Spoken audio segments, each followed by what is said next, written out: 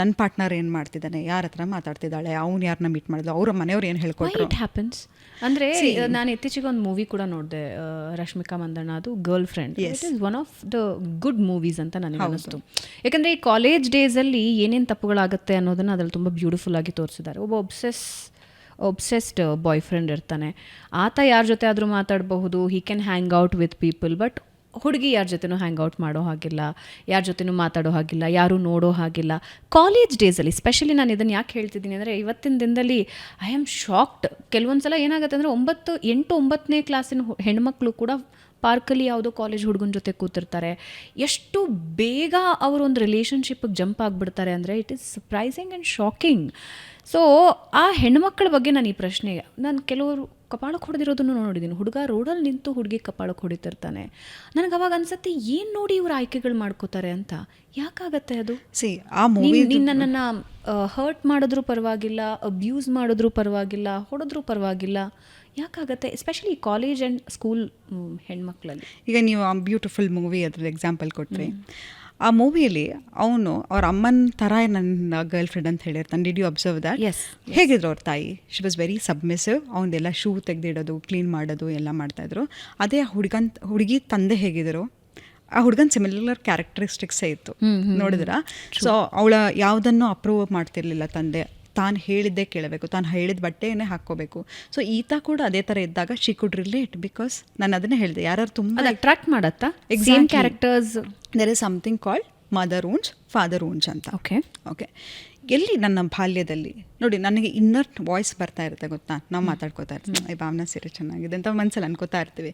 That is my, ನನ್ನ ತಾಯಿ ನನ್ನ ಜೊತೆ ಹೇಗೆ ಮಾತಾಡ್ತಾ ಇದ್ರು. If she was kind to me, ನನ್ನ ಇನ್ನರ್ ವಾಯ್ಸ್ ಕೈಂಡ್ ಆಗಿರುತ್ತೆ.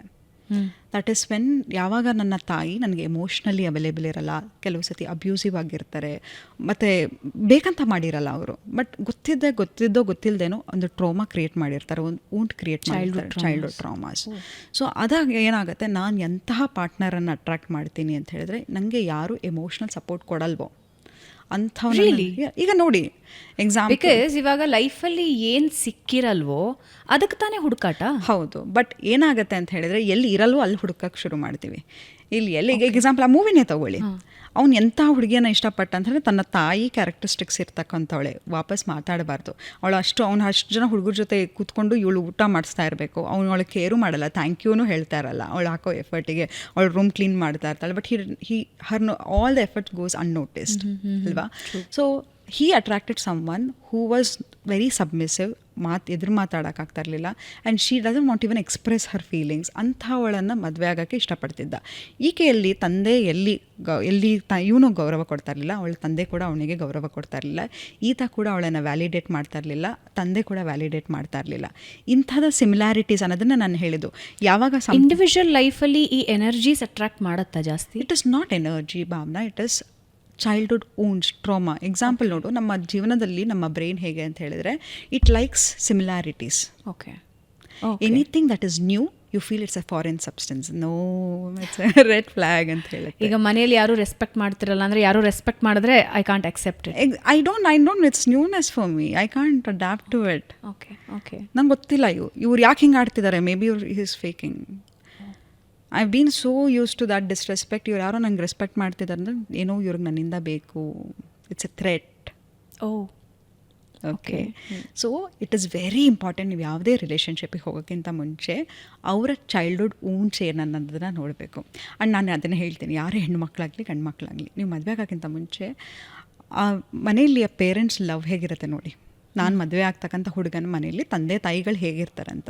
ಬಿಕಾಸ್ ಆ ಮಗು ಅಲ್ಲಿಂದ ಲವ್ ಲ್ಯಾಂಗ್ವೇಜನ್ನು ಕಲ್ತಿರುತ್ತೆ.